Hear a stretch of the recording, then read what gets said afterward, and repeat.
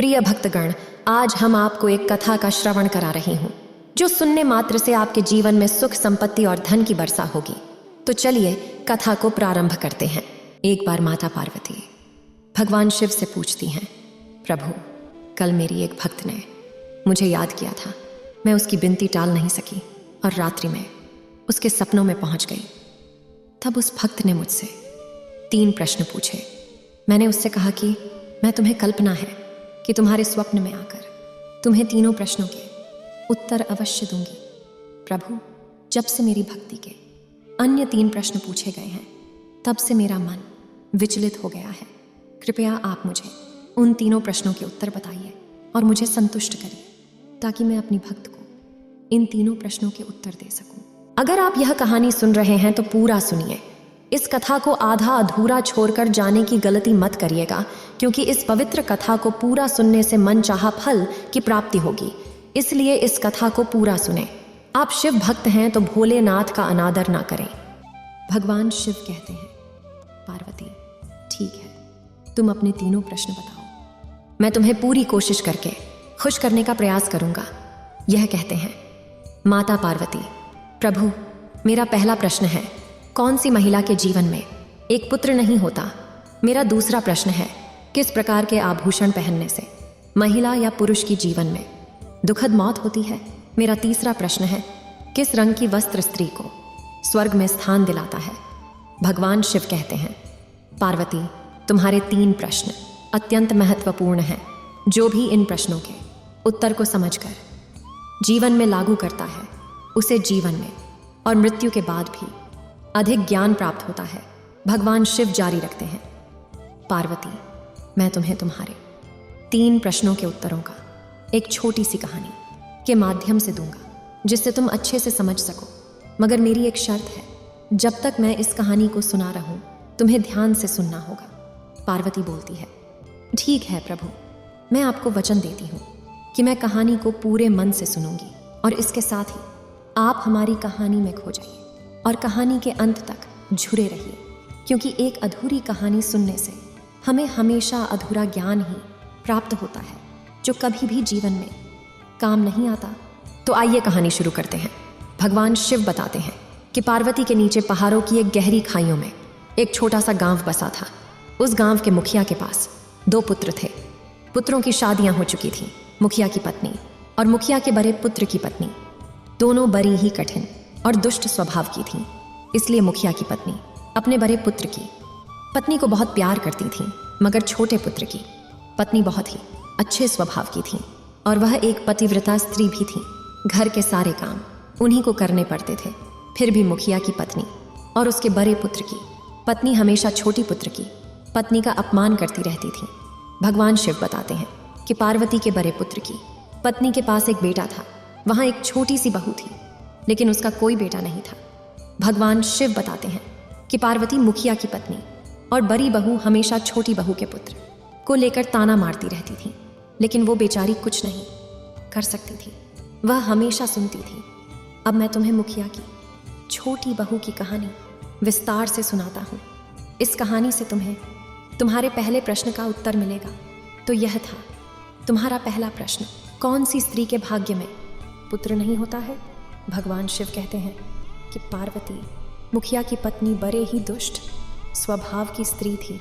उसके कुटिल स्वभाव से सभी घर वाले परेशान थे, लेकिन अपनी सीधी साधी बहू सुकन्या को वो कुछ ज़्यादा ही परेशान करती थी। उसे सताने में मुखिया की बहू को विशेष आनंद आता था। मुखिया के छोटे बेटे की बहू का नाम सुकन्या था। बेचारी सुकन्या रोज़ सुबह अंधकार से भरी कमरे में अपने बिस्तर से उठकर राम के पास जाकर बैठ जाती थी, और आधी रात को जब सब सो जाते वह बिस्तर पर सोने की कोशिश करती थी। इसे करने के बावजूद मुखिया की पत्नी की नज़रों में सुकन्या को हमेशा ही आलोचना का सामना करना पड़ता था। एक दिन सुबह सुकन्या घर के अंदर झाड़ू पोंछ रही थी। तभी मुखिया की पत्नी वहाँ आई और बोली, तेरे हाथों में जादू है क्या? कुछ तो बात है। जल्दी जल्दी झाड़ू पोंछा कर, मैं मंदिर जा रही हूँ। मेरे वापस आने पर खाना तैयार होना चाहिए, और ध्यान देना, खाने में अन्न बर्बाद नहीं होना चाहिए। भगवान शिव कहते हैं, पार्वती, बेचारी सुकन्या ये क्या कह रही है? वह खामोश रहकर अपनी सास की बातें सुन रही थी और उसने सिर से हाँ में हाँ मिलाया और उसने अपनी सिर को हिला। फिर से घर की सफाई करनी है, तब तक सुकन्या खाना तैयार करेगी। खाना बनाते समय वह सोच रही थी कि वह किसी भी समय आराम से सांस नहीं ले सकती, लेकिन हमारी सास माँ जो हमेशा ही तंग करती रहती हैं, उनकी आवाज़ कब आएगी पता नहीं। सुकन्या अभी खाना बना रही है, तभी बाहर से किसी ने दरवाज़ा खटखटाया तो सुकन्या ने सोचा अभी भोजन तैयारी हुआ है, लगता है सास जी जल्दी लौट आई हैं। फिर सुकन्या ने एकदम से दरवाज़ा खोला तो देखा वहाँ पर एक सन्यासी खड़ा है। अब उस साधु ने कहा, बेटी तेरे सुहाग अमर रहे, कृपया बाबा को कुछ भोजन करवा दो, मुझे तेज़ी से भूख लग रही है। सुकन्या जो एक सुशील और संस्कारी स्त्री थी, उसने सोचा कि अगर मैं साधु महाराज को भोजन कराऊं तो यदि मेरी सास आ गई तो मेरी तंगी हो सकती है। धीरे धीरे सोचने के बाद सुकन्या ने साधु से यह कहा कि भोजन करने के लिए अंदर आ जाएं। और तब सुकन्या ने खुद से पूछा, सास से डरने का क्या है? यदि मेरी सास आ भी जाएं और मुझसे कुछ कहें तो मैं उनसे कह दूंगी कि मैं अपने हिस्से का भोजन इसे दे रही हूँ। भगवान शिव के आदेश के साथ ही सुकन्या ने साधु को भोजन कराने में लग गई। इस समय साधु भोजन कर रहे थे कि अचानक सुकन्या की सांस आ गई। साधु को घर के अंदर बुलाकर भोजन करते हुए उसका पारा 7वें आसमान पर चढ़ गया और सुकन्या ने उससे कहा, यहाँ पर कोई भंडारा या लंगर नहीं चल रहा है। सुकन्या ने बाहर निकलने की कई कोशिशें की, लेकिन उसकी सास ने साधु को धक्के मारकर घर से निकाल दिया और उसका खाना फेंक दिया। अब उसका गुस्सा सुकन्या पर टूटा और वह कहने लगी, मैंने तुझसे कहा था कि अन्ना का एक दाना भी बर्बाद मत करना, लेकिन तूने ये क्या किया? तूने इस महात्मा को इतना सारा अन्न खाने को दिया। सुकन्या डरते डरते बोली, माँ जी मैंने तो उसे अपने हिस्से का भोजन दिया था, इसमें इतना भला बुरा कहने की क्या बात है? अतिथि तो भगवान का स्वरूप होता है। आतिथ्य धर्म का पालन तो हर गृहस्थ को करना चाहिए। इस प्रकार काफ़ी देर तक सास बहू की तकरार चलती रही। आखिरकार वह कुटिल सास ने सुकन्या को भी धक्के मारकर घर से निकाल दिया। अब वो बेचारी रोती कलपती हुई दरवाज़ा पीटती रह गई, लेकिन उसकी सास पत्थर जैसी बन गई। उसका दिल नहीं पिघला। अब सुकन्या के पास एक ही रास्ता बचा था कि वह अपने मायके के लिए लौट जाए। इस प्रकार दुखी होकर अपने मायके के लिए निकल गई और बीच में ही घना जंगल भी पड़ गया। सुकन्या भूख और प्यास से तरपती हुई अपने मायके के लिए चली जा रही थी। तब अचानक जोर से बादल आए और मूसलाधार वर्षा शुरू हो गई। भगवान शिव ने पार्वती से कहा कि इस बरसात से बचने के लिए सुकन्या ने एक पैर के नीचे शरण ली, लेकिन वर्षा इतनी तेज थी कि उसे बचाना मुश्किल हो गया, इसलिए वह पैर की जड़ में छिप गई। उसने सोचा कि जब बरसात बंद होगी तो वह बाहर आएगी और जब तक वर्षा जारी होती है तब तक वह कोर्ट में सुरक्षित रह सकती है। इसी समय पैर के नीचे एक साधु बैठे थे जो केवल विष्णु थे। सुकन्या ने उनसे मिलकर रोना बंद करने के लिए मदद मांगी। विष्णु ने कहा, बेटी तुम्हारे घर वाले तुम्हारी ओर दुष्ट स्वभाव के कारण अनादर करते हैं और तुम्हें पुत्र रत्न की प्राप्ति के लिए मारते हैं, लेकिन तुम चिंता न करो, मैं तुम्हें एक उपाय दूंगा जिसे तुम्हें निष्ठा से करना होगा, फिर तुम्हें एक पुत्र की प्राप्ति होगी। और विष्णु ने एक परिचय पत्र दिया। उसके बाद विष्णु गायब हो गए। शिव ने पार्वती को बताया कि बरसात बंद होने के बाद सुकन्या ने अपने पति को खोज लिया और उनके साथ वह जंगल में एक कुटिया बनाकर रहने लगी। एक दिन फिर उस सुंदर कन्या को उत्तर का ख्याल आया। वह सोचने लगी, अगर मेरे पास भी एक पुत्र होता तो मेरे ससुराल में भी मेरी इज्जत होती। फिर उस कन्या ने तब तक संत के द्वारे दी हुई पर्ची को भूला दिया था, लेकिन जब उसने पुत्र प्राप्ति के लिए वो पर्ची पढ़ी तो उसमें लिखा था कि बेटी पुत्र प्राप्ति के लिए हमें शास्त्री को रात्रि को सोते समय और उसके बाईं ओर सोना चाहिए। इस तरीके से कुछ समय बाद बाएं ओर सोने से नाक का दायां स्वर आता है और दायां ओर सोने से नाक का बायां स्वर आता है। तो जब भी पुत्र प्राप्ति की इच्छा हो तो पहले यह सुनिश्चित कर लेना चाहिए कि पुरस्कार के साथ दायां स्वर आता है और स्त्री के साथ बायां स्वर आता है। इसके बाद ही गर्भाधान करना चाहिए। इस तरीके से निश्चित ही पुत्र प्राप्त होता है। और विपरीत नाग केसर से पुत्री की प्राप्ति होती है। परिचय में कहा गया था कि मासिक धर्म के आरंभिक 4 दिनों में पुरुष रोग का संकेत हो सकता है, 5वीं रात में कन्या के प्राप्ति का संकेत हो सकता है, 6ठी रात में पुत्र का आगमन हो सकता है, 7वीं रात में बंधुत्व या पुत्री का आगमन हो सकता है, 8वीं रात को आशीर्वाद साथी पुत्र का जन्म हो सकता है, 9वीं रात को आशीर्वाद साथी पुत्री का जन्म हो सकता है, 10वीं रात को सर्वोत्तम पुत्र का जन्म हो सकता है, 11वीं रात को सुंदरी और आदर्श व्यवहार वाली कन्या का जन्म हो सकता है, 12वीं रात को श्रेष्ठ और धार्मिक पुत्र का जन्म हो सकता है, 13वीं रात को चिंता बढ़ सकती है और 14वीं रात को योग्य और बलवान पुत्र का जन्म हो सकता है, 15वीं रात को लक्ष्मी स्वरूप पुत्री का जन्म हो सकता है और 16वीं रात को सर्वोत्तम और रत्न के समान पुत्र का जन्म हो सकता है। 16वीं रात को अपने पति से मिलकर गर्भ धारण किया, लेकिन सुबह जब उसका पति लकड़ी काटने चला गया तब तक तूफान आ गया। सुकन्या की झोपड़ी तूफान में उड़ गई और भारी वर्षा होने लगी। इसलिए सुकन्या ने एक पैर पर एक पत्ता छोड़ा जिसमें लिखा था कि जब उसका पति वापस आए तो पैर पर छोड़ा यह पत्ता पढ़कर उसी क्षण उसके पास आ जाएंगे। वह सुंदर कन्या है। वह एक पैर की जड़ में छुपी हुई थी। उसके पास पहुंचकर जो कोटर में बना हुआ था वह सुंदर कन्या जड़ में एक छोटा सा घर बना हुआ था जिसमें वह छुपी हुई थी। पैर के ऊपर 2 राक्षसों का आवास था।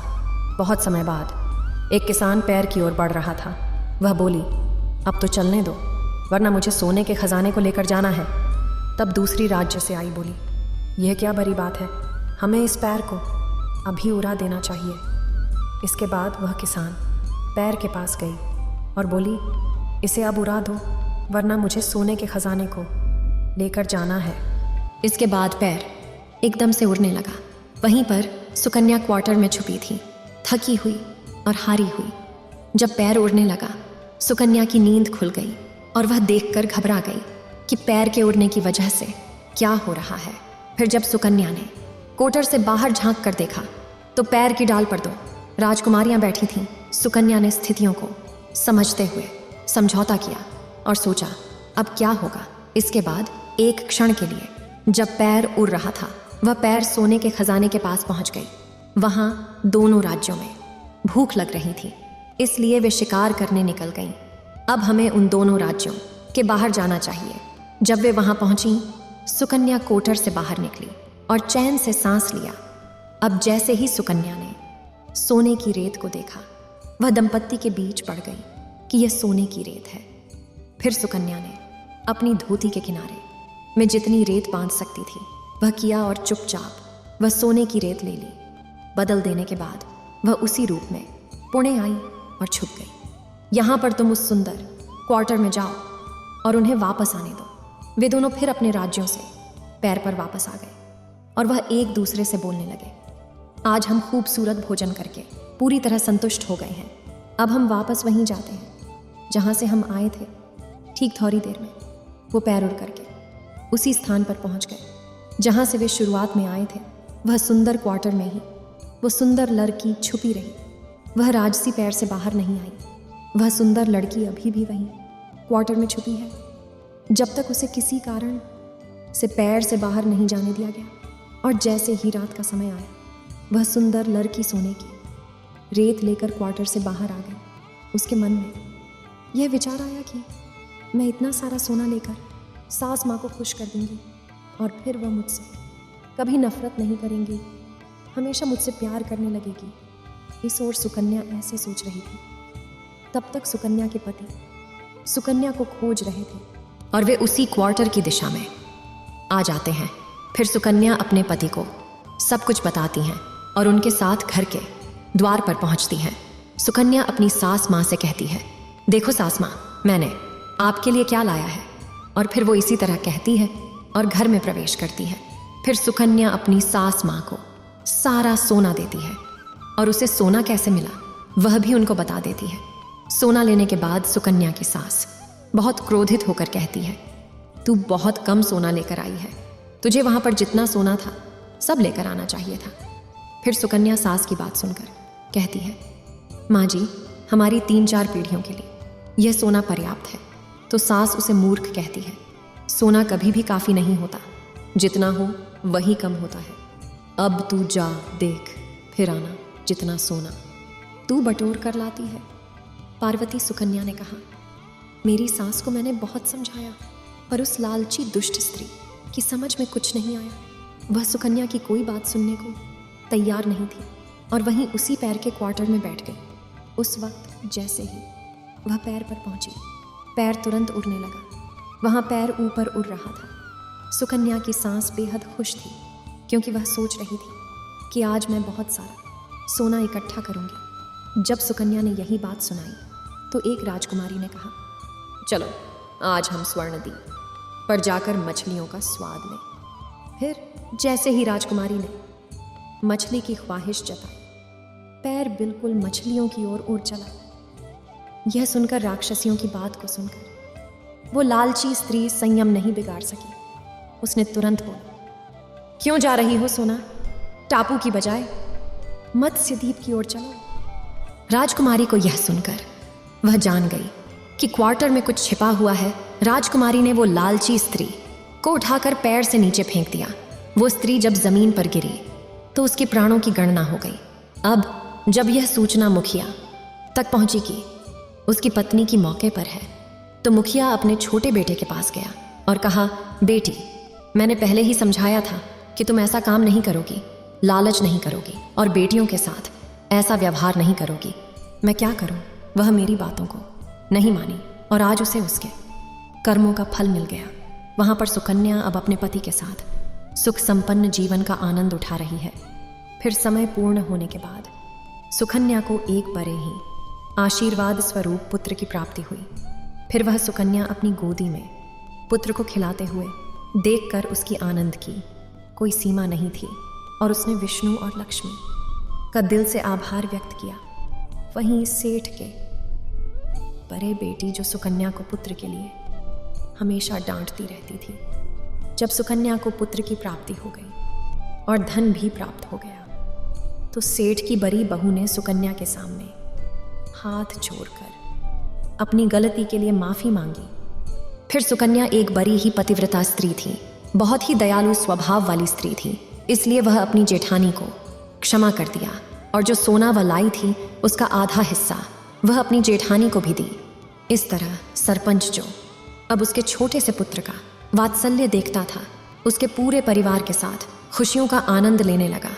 तुमने पूछा था कि कौन सी स्त्री के पुत्र नहीं होता, तो ध्यान से समझो, विष्णु के निर्देशित नियमों के विपरीत जो काम करते हैं उनके भाग्य में पुत्र नहीं होता। इसलिए जो भाई बहन पुत्र या पुत्री की इच्छा रखते हैं, उन्हें इस कहानी को बार बार ध्यान से सुनना चाहिए और अपनी इच्छाओं के अनुसार संतान प्राप्त करना चाहिए। अब भगवान शिव कहते हैं, पार्वती, तुम्हारा दूसरा प्रश्न था कि कौन सा गहना पहनने से स्त्री या पुरुष की दर्दनाक मौत होती है, तो समझ लो, वो है लालच रूपी गहना, जिसे मुखिया की पत्नी ने पहनकर सोने को लाने की लालच में कोटर में घुस जाने के कारण रात में नीचे गिर गई और मुखिया की पत्नी की दर्दनाक मौत हो गई। इसलिए लालच रूपी गहना कभी भी पहनना नहीं चाहिए। भगवान शिव कहते हैं, पार्वती, अब तुम्हारा तीसरा प्रश्न था कि कौन सा श्रृंगार करने से स्त्री को स्वर्ग में स्थान मिलता है, तो वो है चरित्र रूपी श्रृंगार, यानी चरित्रवान और पतिव्रता स्त्री, मुखिया की छोटी बहू सुकन्या की तरह। वह भी मृत्यु के बाद स्वर्ग में जाती है, क्योंकि उसका चरित्र बहुत ही उज्ज्वल था। हर स्त्री को स्वर्ग में स्थान मिलता है, जैसे कि मुखिया की छोटी बहू सुकन्या, जिसका चरित्र बहुत ही उज्ज्वल था, उसे भी स्वर्ग में स्थान मिला। इस वीडियो को बोलते समय कोई त्रुटि हो तो मैं क्षमा चाहती हूँ। उम्मीद है आप सभी को यह वीडियो अच्छी लगी होगी। अगर आप शिव के सच्चे भक्त हैं तो चैनल को सब्सक्राइब और वीडियो को लाइक करके कमेंट में हर हर महादेव लिख दीजिए।